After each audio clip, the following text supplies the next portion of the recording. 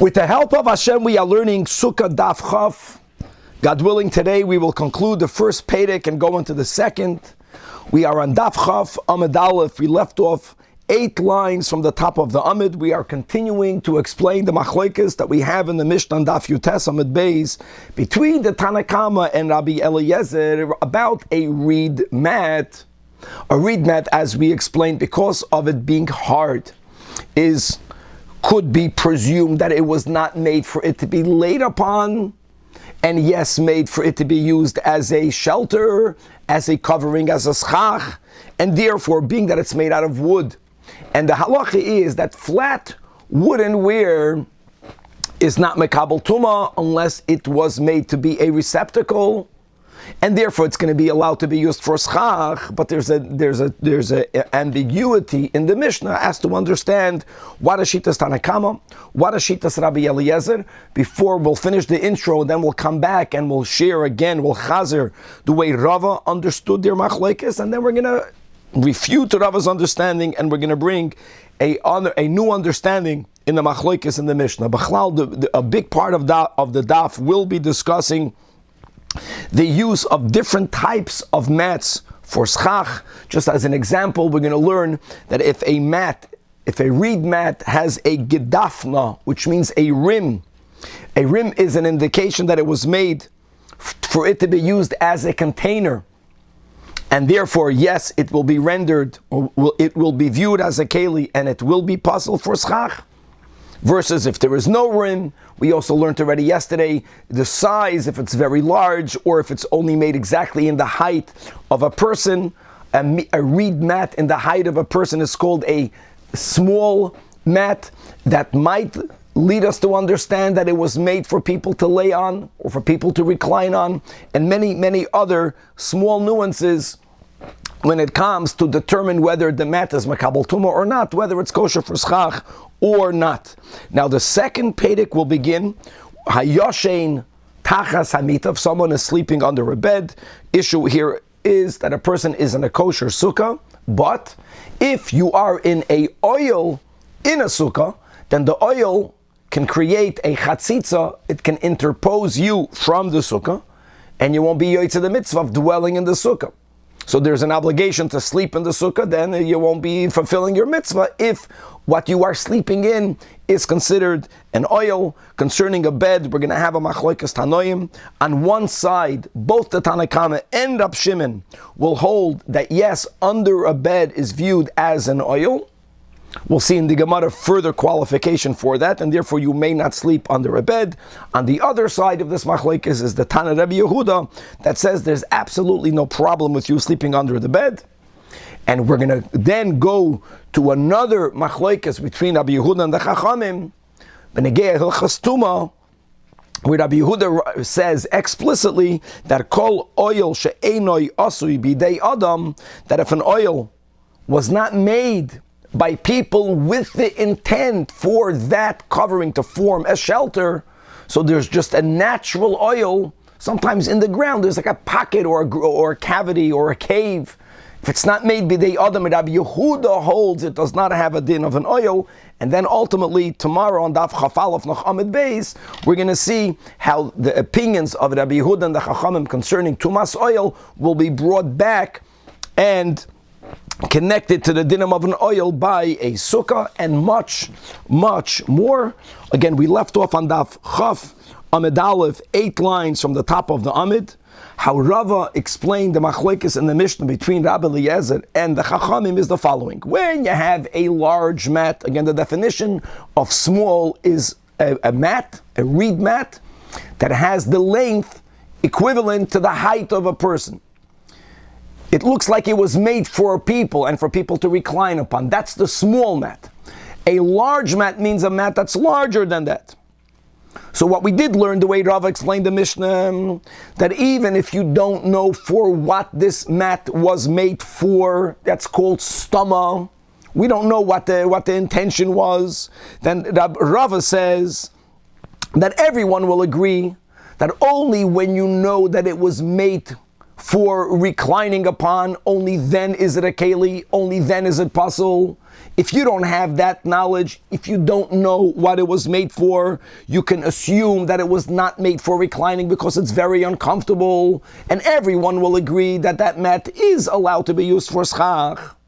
Where is the machlokes between the Chachamim and Rabbi Eliezer by this small mat, more or less the height of a person? Here is where the Chachamim hold l'chumra, that even if it's stama, you don't know what it was made for. Since the height is the height of a person, that's called small. That will halacha will paskin that we have to presume that it was made for reclining, and it's makabel tuma, and it's not kosher schach. And Rabbi Eliezer is the lenient one, which is quite unusual. Rabbi Eliezer holds that by ketana, or even by ketana, stama is also okay. It's only not okay when you know that it was made l'shchiva. That's the way Rava explained the machlokes in the Mishnah. Rabbi Eliezer is lenient, and inside the Gemara, Amalei Abaya challenges his chaver Rava. It can be, and he has two refutations. And this is a very important line of Gemara to learn how to learn. Number one says Abaye Ihachi. Now he's quoting what Rabbi Eliezer says in the Mishnah, the way we have it in our Girsa. That why does Rabbi Eliezer say, which he does, Achas ketana va'achas gedoyla, in that order, if by gedoyla everyone agrees. Gedoyla is the pshita. The chiddush and the area of machlekes is the ketana. So the way this should have been worded is Rabbi Eliezer should have said, first achas gedoyla, and then va'achas ketana miboyale. And like Rashi writes, and I'm reading inside Rashi, v'chein darkei hatanoim b'chol makom, dahahi de pshitolei tana bereisha. First you quote the area in which everyone agrees to. And then if you hold, which is the case of Rava's understanding in Rabbi Eliezer, that not only is it so by Gedoyla, but Rabbi Eliezer holds and the same by Ketana, it's gomen hakala lakovet, from the milsa the pshitolei to the chiddush. But that's not the order of the wording of Rabbi Eliezer. So that's number one, question on Rava. And number two asks Abaye v'oid, I found a braisa where we clearly see that their machlokes is dafka by Gedoyla and not by Ketana. And according to the braisa, which is implicit, it's not explicit, we're going to see that Rabbi Eliezer will be the one who's machmer. Now this is the norm. Rabbi Eliezer is from the Talmidei Beis Shammai. Many years later, but from the students, he follows the way of thinking of Shammai. And yes, as a rule, Beis Shammai is the one that's machmer. The Tanya, and this is the brayso that Abaye found, machatzeles hakonim, when you have a reed mat, big gedoyla, if it's large, misachechin ba. Again, the advantage of large is that since to begin with a reed mat is uncomfortable, lav dafke, it was made for reclining. On top of that, if it was made for it to be used as a hammock or as a bed or something for people to lay upon or to lean upon or to sit upon, you wouldn't make it that large. People don't need such a large mat. However, Rabbi Eliezer Omer, before we go on, clearly we see that Rabbi Eliezer's opinion is regarding a large mat. Number two, listen to the words and listen to what he doesn't say. Let's read in between the lines. So Rabbi Eliezer Omer, im einoi mekabelas tuma, if it's not mekabel tuma, only then it could be used. What is he trying to say with that? He's trying to emphasize that if you don't know that it's einoi mekabelas tuma, because you don't know what the intent was of the one who made it, then you have to assume, even by stama, that it was made l'shchiva. Gevaldik. And therefore, Ella Amar Rav Papa, that you're right. Let's go the opposite way, and everything will fit now. Biketana kula alma lepliga, that if stama l'shchiva. Now, if you know that this was made to be used as a covering, to provide shelter, or I mentioned now many times it's made to be some sort of fence, as long as it's not used for anything to be put upon it, then your taka can use it. But if you don't know, the onus is to prove that it's good. Stam, you have to assume that shchiva, and everyone agrees with that.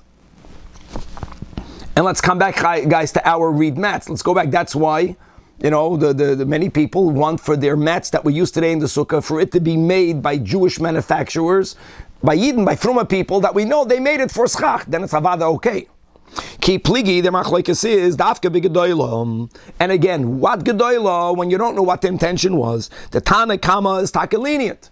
As we learned in our Mishnah, as we began the Gemara yesterday on the Mishnah, and it fits in the words of the Tanach, that stam gedoyla, we presume that it was made l'sichuch, and therefore it's okay.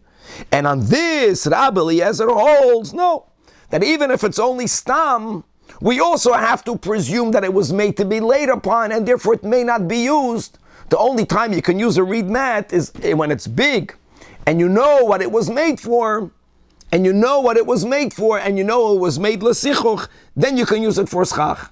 And by the way, the Rosh says so explicitly, only by gedoyla, only when you know, implying that if it's ketana, so says the Rosh, but l'daitoi eitz l'roiv b'nei adam, your intention doesn't even count, and we're going to be machmer. So paskins the Rosh. And by the way, now this answers the question that we began today's shiur with. That's why Rabbi Eliezer dafka goes in that order. It's good to remember this. Achas ketana v'achas gedoyla. He dafka mentions the scenario where it's milsa de pshitale, because there was no machlokes in it. And then the second scenario is the scenario that he's being machadish and being machalek on the Tanach.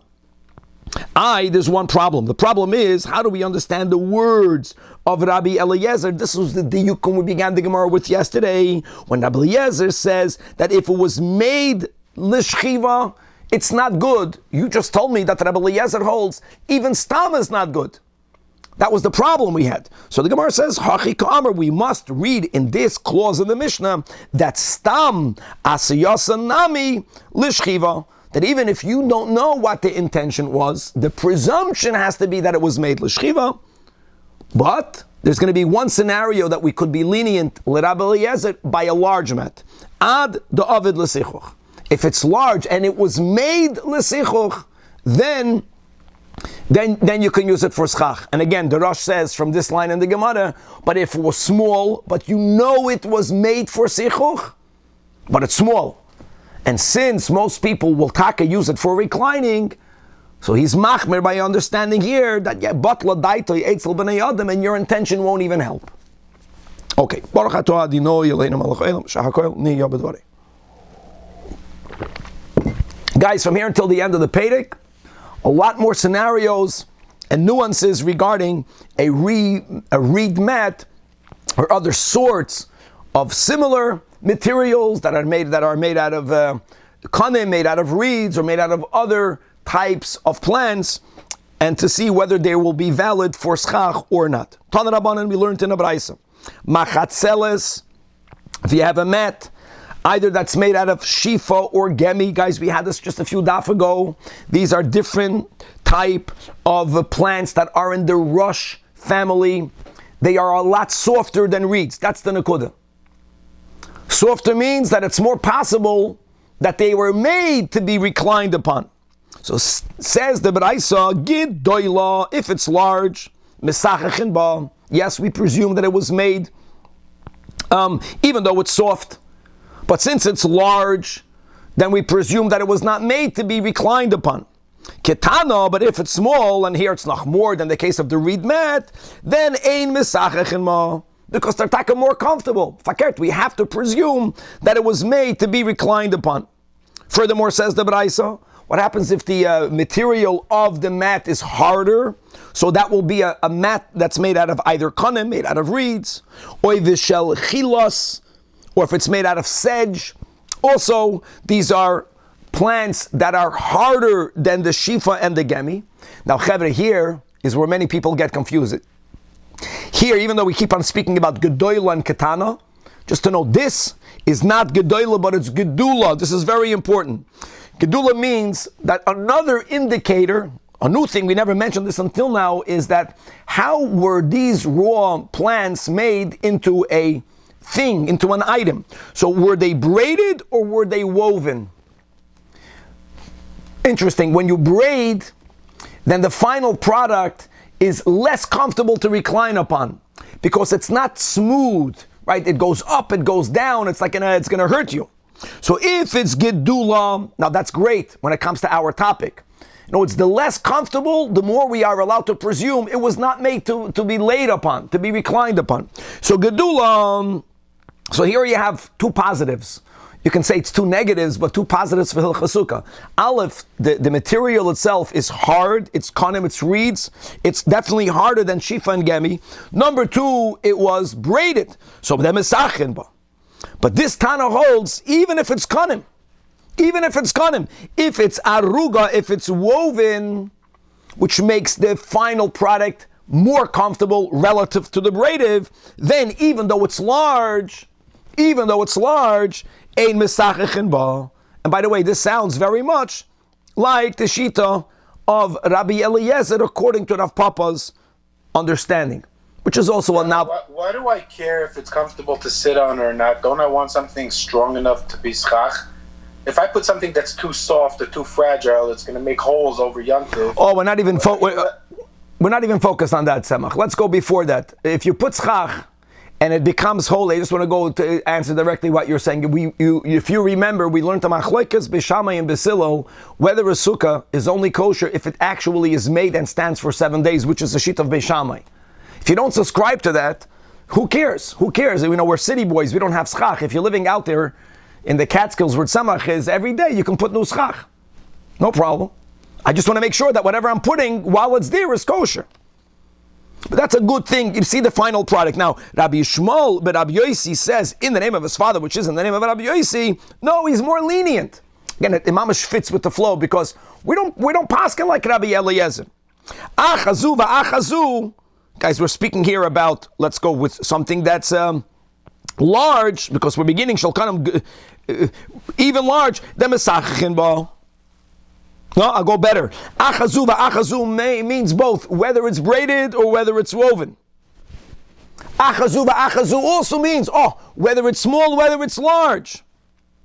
The very fact that it's made out of a material that is hard, then we presume it was not made to be reclined upon. All of this is by stama. Now, if you know what it was made for, then no one is going to debate. Then it's going to be a keli, and it's going to be puzzle for schach. And v'chein hayed abdoisa oimer kedvarav, which is a huge leniency when it comes to sukkah. Again, achazu va'achazu means both, whether it's braided, whether it's woven, whether it's large, whether it's small. The presumption is it was not made for reclining. Guys, remember this shita, and it's gavaldik. In other words, not only do we have a hemshech hadvarim, dafka the way we explained Rabbi Eliezer, which is why these latter Tanoim are lenient, because we don't paskin like Rabbi Eliezer. But now that we understand, now that we have the shita of Rab Doisa, now we're going to have a potential problem with the following. And now let's move on weiter. So Tanan Hassan, and we're going be'inyan le'inyan.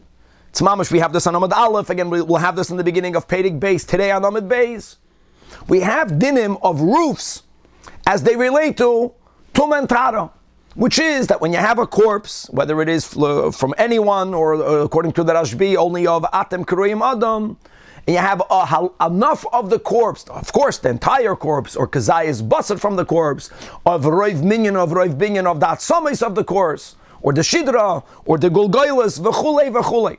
If you have a source of a corpse that's big enough to convey tumas oil, and or b'chlal, I go back. I take back tumas oil, guys. It's later. We want to know whether you have an item that's considered a keli. If something is not considered a keli, it will not be susceptible to becoming tummy. On top of that, there are certain people that they are able to convey tumas mishkav u'moishav, or tumas midras, which means that if there is an item that was made to be reclined upon, to be sat upon, to be laid upon, then not only will it acquire tuma if there was halachic contact, I'm speaking about any type of contact, but furthermore, if taka someone like a nida, like a zava, or yeledis, and a mitzvah will sit or lay upon that item, they will convey to that item tuma that we call tumas midras. The item will become just as tummy as them. It will also be a av. So now we want to know, how do we view a chaytzalos? Now, to begin with, We don't know what chaytzolos means, and we'll have a machlekes amoraim what it means. One opinion will hold that it means a mat, but let's wait before we interpret the word for a couple of lines. But whatever chaytzolos is, the Tanach holds that it's considered a keli enough that mitamin temeimes, that it's susceptible. It means it's susceptible to becoming Tamei on the level of Tumas Meis, but what the Tanakh is implying that it was not made to be sat upon or to be reclined upon, it will not become Tamei b'Tumas Midras. Which means, let's say if you have the Zava that's going to sit on it, well, if there is contact, then it will become Tamei because, the Zava is an Av and the item will become a Rishon. But it will not acquire the level of Av. Divrei Rabbi Doisa. The Chachamim say more l'chumra that midras. Now, really, there's a rule for any item that could become tamei, even on the level of midras, for sure will acquire tuma through maga or masa or oil. So normally the wordings should have been even midras. In this Mishnah, Neiduyos, we don't have the word af. So it's mashma that the Chachamim are saying that only midras, but not any other tuma, and that's a problem. Frek the Gemara, what only midras and temei meis loy? That can't be, because we have another rule. And according to this Mishnah from Nida, v'hanan tanan kol hametami midras. If any item is that susceptible, that it's even susceptible to tumas midras, then for sure metami temei meis, and not the other way around. So indeed, we have to add a word over here in the Mishnah, ema af midras. Okay, so now we have it clear. So chaytzolos is considered a keli. No one is debating that. But there was a machlokes between Abdoisa and the Chachamim. Abdoisa holds it's a keli, but we don't view it as an item that was made for reclining. It will not acquire tumas midras, and the Chachamim are machber. Now, what is my chaytzolos? So here we go. Omar Rav Avdimi bar Hamdurei. He gives a word that is also not that familiar, that chaytzolos means marzoivle. And there was a certain time that resolved the question. That resolved the problem. But the Gemara says that you didn't help me. My marzoivle. So here, Amar Rebbe Abba mizable. Mizable means some sort of leather bags. Now these were leather bags that shepherds de facto would use when they are out in the fields, when their work was needed, when their observation was needed, but they got lazy, they would use it as a pillow. They would go down to rest. And these shepherds were not encouraged to completely, go to sleep while they're out there in the fields. Who knows what's going to happen with the sheep? So now you can understand why, on one hand, you can say the leather bag was used for many things, to carry things, but can you also say that the leather bag was made for reclining when really a shepherd should not go recline on it? That's why it's subject to the machlokes. However, Rab Shimon ben Lakish says, no. Go to the root, right? Chaytzolos comes from the same shayras as that machtzolos mamish. Machtzolos means real mats, the topic that we're talking about. And now we're going to see how mats, now you see the link, not Tumas Oil, I take that back, how mats, well, they're definitely considered a keli. They might even be considered something made for reclining. And v'azar Ish Lakish l'taimei, the Omer Ish Lakish. And Ish Lakish is going to quote a statement of his teacher, Rabbi Chia, and Rabbi Chia's children, and he happened to be quoting this within 12 months of the passing of his teacher. And Chaver, we had this also in Kedushin, that both a son for a parent and a Talmud for a Rav, when they are quoting their teacher within the 12 months, they add Hareini Kaparas, we say Hareini Kaparas Mishkavai. You find this in all of the letters of the Rebbe within the year of the passing of the Frierdiker Rebbe. Hareini Kaparas Reb Chia Ubanov. The Rashi, 3 lines before the bottom of the Amid, that if, God forbid, there are certain amounts of Yisurim that are needed to be brought about upon the one who passed away, so the Talmud or the child is saying, let it go on me. And Veloshin Kavod Huzeh, Shuhu Maskid Avavei Rabbi La'achar Misosoi Tzarich Loy Markein, again, Kedushin Daf Lamed Aleph Amid Beis. That's the whole sugya of Kibbud Av Ha'em, how Kibbud Av Ha'em doesn't end just because the parent physically passed on, etc. Okay, so what is this Shlokish saying?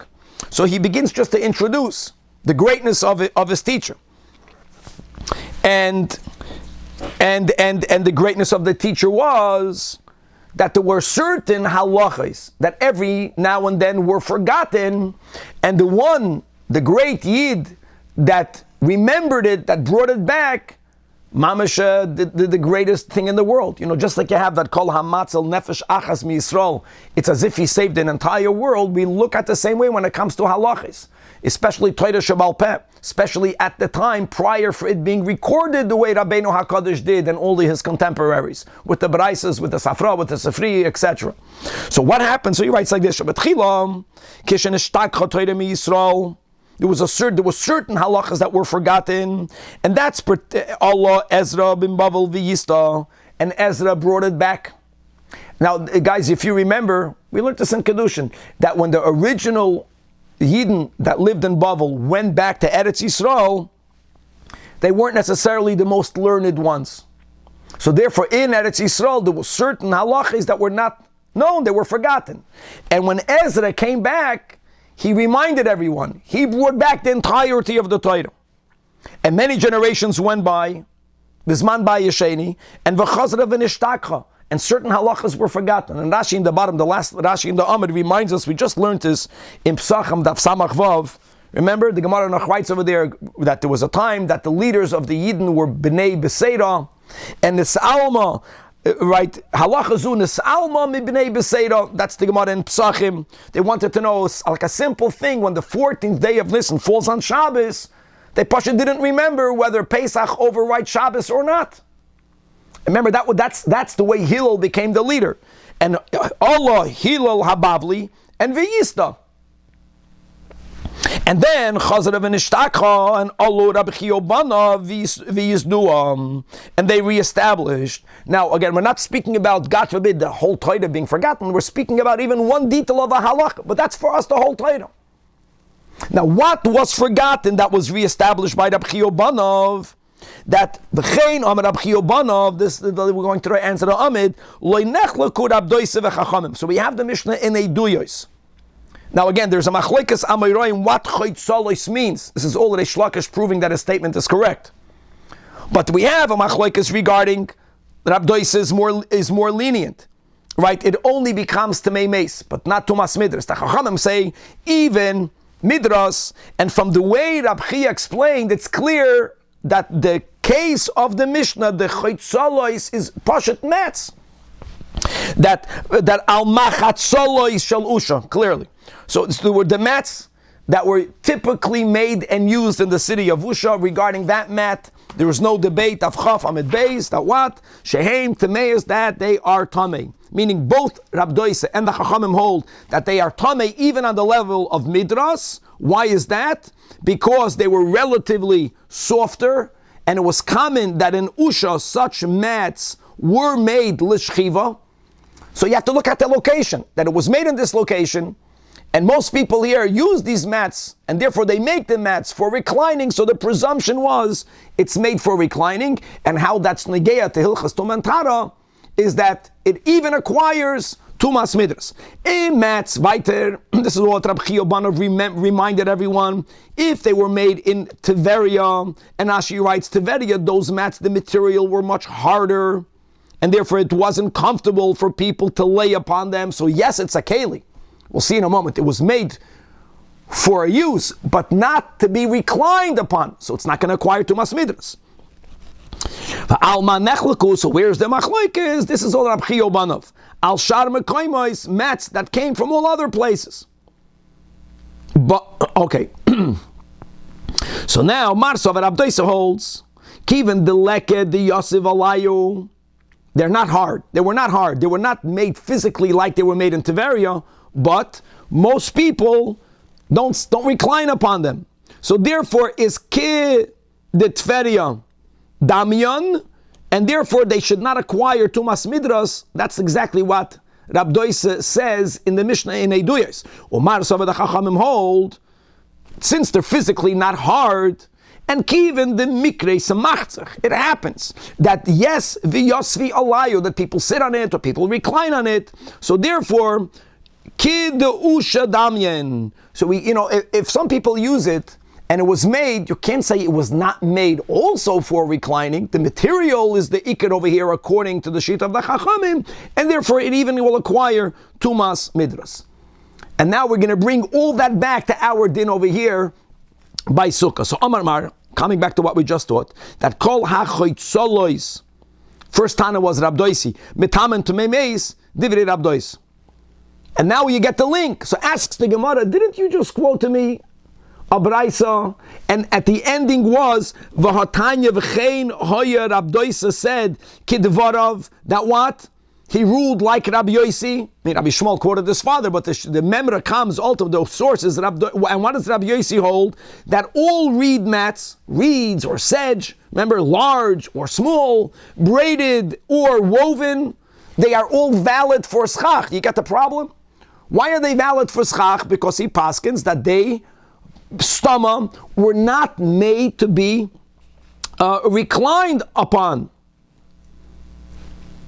And I'll tell you more than that. It's not only that they were not made to be reclined upon, for them to be kosher, they were not viewed as kalim at all. If they're not viewed as kalim at all, if they are not utensils, so then how can you use it for schach? That's a great question. True, Rabdoisi doesn't hold that it's tamei tumas midras, but Rabdoisi holds that it's a keli in Eiduyois. And if it's a keli, how can it ever be kosher schach? Gevaldik answers the Gemara, loy kasha. Ha, meaning the Mishnah in Eiduyois is the islay gedafna. It has a rim.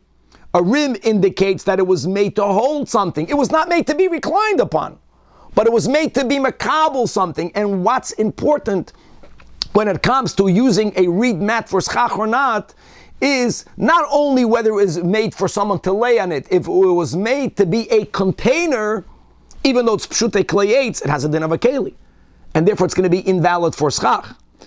And indeed, if you have any type of mat that has a rim, then it's metame tamei meis. It's susceptible, and therefore it may not be used for schach. Now, when we learned on Amad Aleph that Rabdoisa paskins kidvarav, which is like Rabbi Yosi, that's because they were speaking about a reed mat, the lace legedafna. If it doesn't even have a rim, it was not made to be a container at all. Forget about no one is going to read. It was not made to be a container. If it's not made to be a container, even though it was made to be a cover, doesn't matter. That is 100% a kosher schach. And this will be a kasha now on a Shlakish's understanding of the case of the Mishnah in Eiduyois. It says in a Braisa, choitzolois, if it shall sham v'shal gemi, again, if it's made out of rush plants. Again, here the word choitzolois, that's the machlokes, what it means. Or v'shal sak, if it's made out of goat hair, or if it's made out of sfira. Interesting usage of the word of sfira. Sfira here means horse hair. So in all of the cases, says the Tanakama, says Rabdoisi, metame tamei meis, divrei Rabdoisi. In other words, it's taka not going to acquire tumas midras, but yes, we always view them as kelim. V'chachamim oimrim, like we had in the Duyos, af midras. And here again, the word is choitzalois. So now the Gemara says like this: Bishloim elamanda Omar, which was Rav Avdimi, if you remember, that the case of choitzalois is marzoivli, these types of shepherd bags. And here we're speaking about a machlokes, whether it's for sure tamei meis, maybe even also midras. We have to understand what use do people have from it. So he explains that shall sham v'shal gemi, even though that they are very hard raw material, and therefore you cannot tightly weave them together, and whatever you'll have will be something that is very porous. Doesn't matter. You can still say not only that it's a keli, but according to the Chachamim, it's going to become tamei medras, because chazi lekinta the peiring, because it's suitable to store in it large produce. It cannot be tightly woven, but you can make it into a bag for what? For items that are very big. And even if the keli, so to say, is porous, it won't fall out. It will be able to hold on to it. And then when the Baraisa gave examples of sak and safira, which from that you can make a keli that is tightly woven, then chazu, it's being used, ligulke v'tzanei, it's being used for different types of long pouches, for different types of sacks in which you can store small items, beans or grains. Bottom line is, all of these raw materials can be used to make a keli, minimally a keli, according to Rab Doisi. Taka not made to be laid upon, but yes, it's considered a proper receptacle. But according to Reish Lakish, that teaches that the case of the choitzolis means machzolis mamish, mats, pashut mats. So bishlem shel sak v'shel safira. Why would people make mats out of those materials, out of goat's hair, out of horse hair? Because such a mat will be able to be used as a parsei, as a curtain, gavaldik, or as a naf, vasa, as a sieve. But elo shel sham v'shel gamin, right? So, and we said that according to Rab Doisi, these items are not made to be reclined upon. So if it's not made to be reclined upon, and they're very coarse, and you can't put anything on it without it falling through, lamai chazu, what would they make it for? You make it for a curtain. You're not going to make a curtain that has very large holes. It's not going to serve its purpose. So the Gemara says it's not true. That even when the raw material is very coarse and you cannot tightly weave it, but chazul in iziyasa, they still can be used to cover certain brewing vats. In other words, you can go with Reish Lakish and you can understand how it can be considered a keli enough for it to be mekabel, like Rab Doisa holds, Tamei Meis. It's susceptible to becoming tummy, not Midrash, but Tamei Meis. Ikadamri, other people use this Braisa to ask Punkt verkehrt, that they said Bishlem according to Reish Lakish, who says that the case is choitzolois, which means machzolis, mamash, rats, mats. So Sholsham v'shol gemi, it was already a pshita for them. Chazal and ziyasa, yeah, people would make certain types of mats in order to cover large vats. And the sholsak v'shol safira, because it can be used leparsei for curtains, v'nafefasa and for sieves. In other words, all of the above are considered halachic utensils that certainly can become susceptible to meimes. But according to the Manda Omer, which is Rav Avdimi, that the case of choitzolis is marzoivle, are certain types of shepherd bags. So bishlem shel sak v'shel safira chazu legulke v'tzani. Right? Since the material is, you can tightly weave it, so that you can make bags or you can make pouches in order to store grains and beans. It won't fall out. Elo shel sham v'shel gemi. Lamai chazu. Why would they make it for? So the Gemara answers over here that chazu lekitna de pere. You can make it for different types of bags that will be used to store large produce. I don't care if the bag is very porous, since the produce itself is even larger, it will not fall out. It, yes, will be contained, and therefore, again, yes, all of them at least have a din of a keli that's susceptible to tumas meis. Says the Gemara, Tanya, we learned, Amar Rabbi Hananya, that kishiyaradati lagoyla, when I went into the diaspora, when I went from Eretz Yisrael, I visited Golos. Matzasi Zakanechad, I found an elder. For Amar and he told me that Mesachachin bebudya, guys, in outside Eretz Yisrael, a mat was called a budya, that you can use a mat for schach. In other words, you can presume that it was not made for reclining because it's not comfortable. Could be Pashut people hidden outside Eretz Yisrael are used to a more comfortable lifestyle, perhaps. So the given in Chutz La'aretz is that no one is going to recline on a reed mat. For sure, you can use it for schach. And when I, Rab Hananya, came to my uncle, to my father's brother, Rabbi Yeshua, and I told him that when I went to Goyla, I heard this from the Zaken Echad, he says he's right. Amar Rab Chizda, putting a nuance that we learned today, when can we presume that it was not made for reclining? The lace leg gedafna, that it has no rim.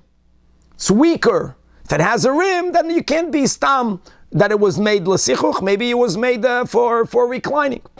Amar Ula, another statement similar, that Hani Budiyasa, again another name for mats, that are made in the village or in the city of Mechuzah, the Bnei Mechuzah, Ilmale Kir Shalahem, if not for the fact that they put rims on it, I would also paskin that you can use it, Mesachachin Behu. And indeed, Tanya Namihachi, the final halachem, that Mesachachin Bebudya, you are allowed to use mats, but the Im Yesh Lahem Kir, if they have a rim, Ein Mesachachin Bahem. Just to know that Al-Pi Beruchnius, a rim is something that's coarse. So if the arum is coarse, then you're not a kosher schach. Speaking Beruchnius, that schach has in it a very high level of godliness, Maki from the Bina. We had in the beginning of the first Pedic that we compared the schach mamish to the kruvim that are on top of the Aron HaKodesh.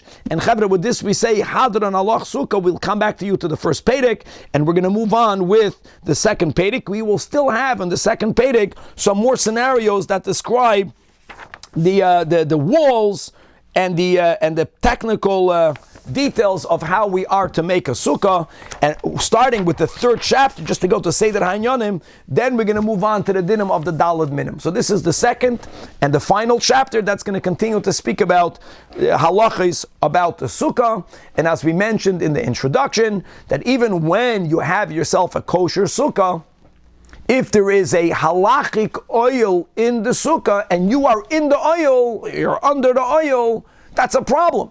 Because the oil creates a chatzitza, it interposes between the person in it and the sukkah itself, and thus you will not be fulfilling the mitzvah of dwelling in the sukkah. And the example the Mishnah will begin with is hayoshein tachas hamita basukkah. You have a kosher sukkah and you have a bed, and I will clarify further in the Gemara, according to Shmuel, that this is dafka if the bottom of the bed is 10 tfachim or more over the ground,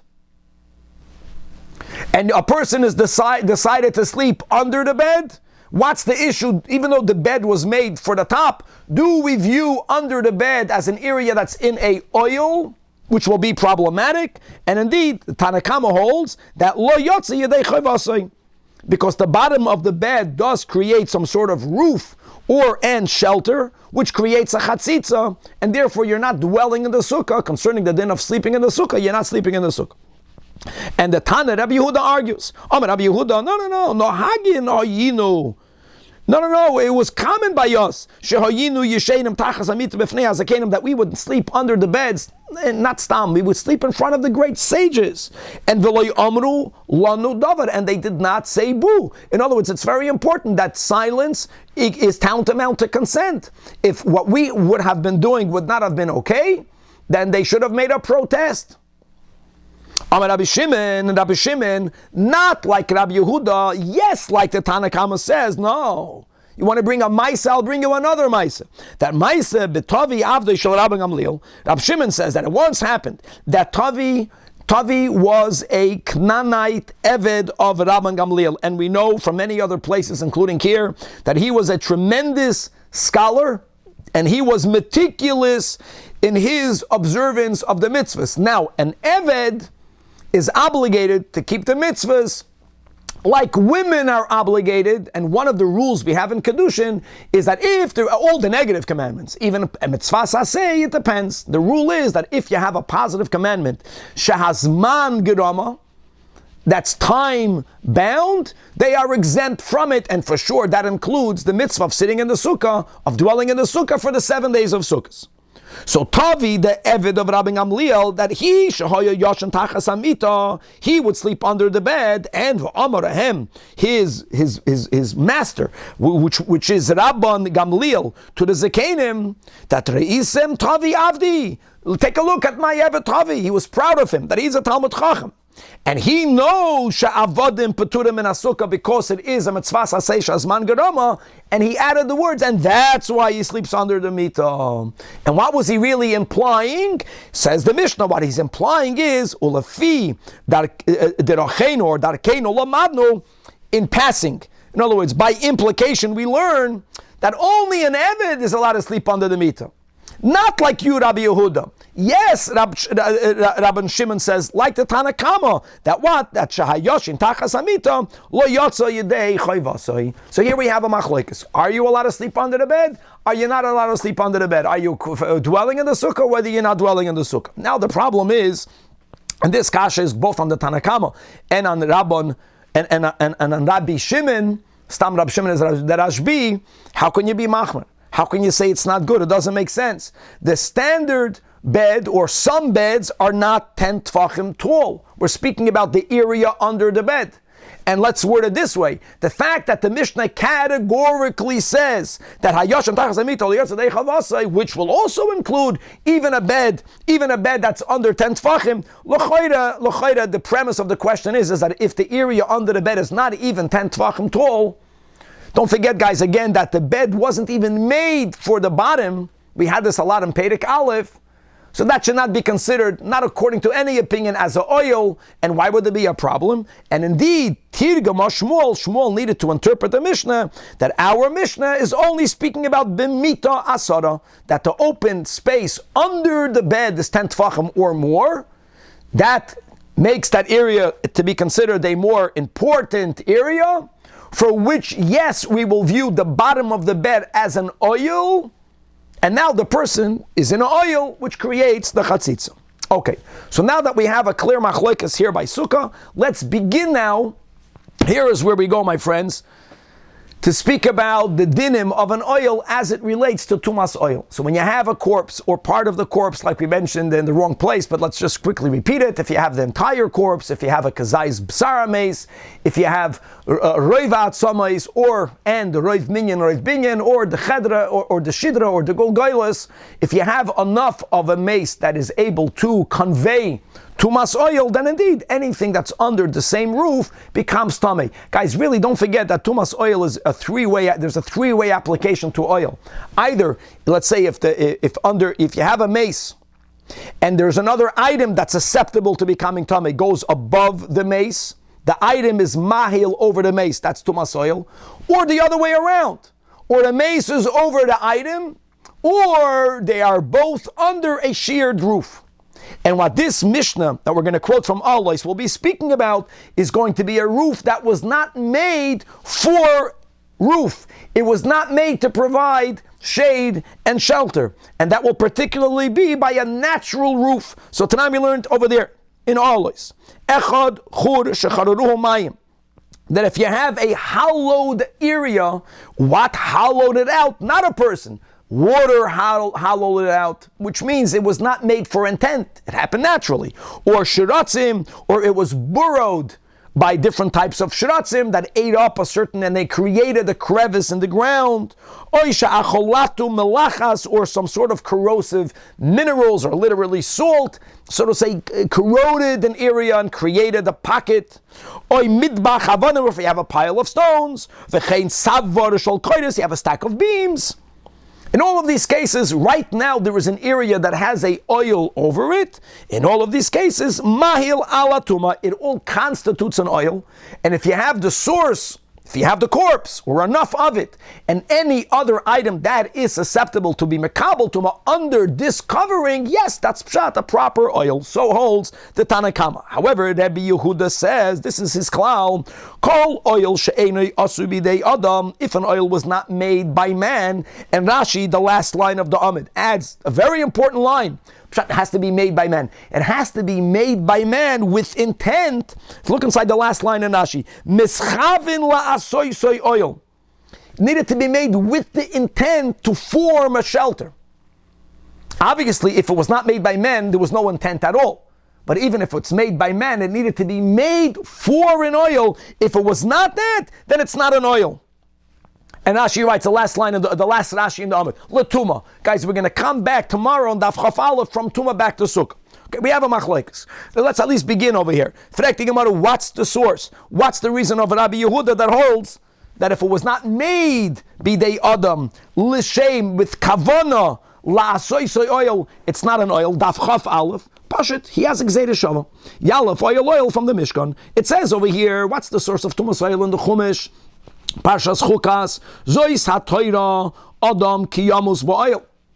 Right? That's the chazal, that you only acquire Torah if you have to be yomos ba'oil. You have to give it all away in the oil of Torah. But al pi pshat is oil. And it says over there, where's over there in Pashas Pekudei regarding the oil, the Mishkan, the tabernacle, vayiferois es ha'oil ala Mishkan. They spread the tent over the Mishkan. If you remember, we learned there were achlekes, whether there were 3 coverings, whether there were 4 coverings, and the names for each one. So the covering that's called an oil was spread over the Mishkan. Oh.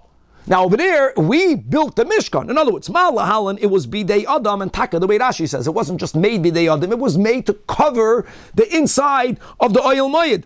Afkan, whenever the whole Torah, the whole Parsha of Tumas oil is only when it's Bidei Adam, made by man with the intent for a covering. Now, 1 second, V'Rabbanan, you're right.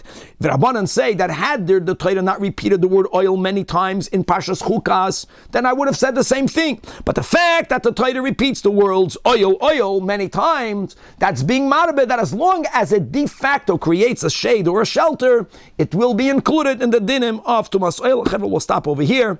God willing, to be continued.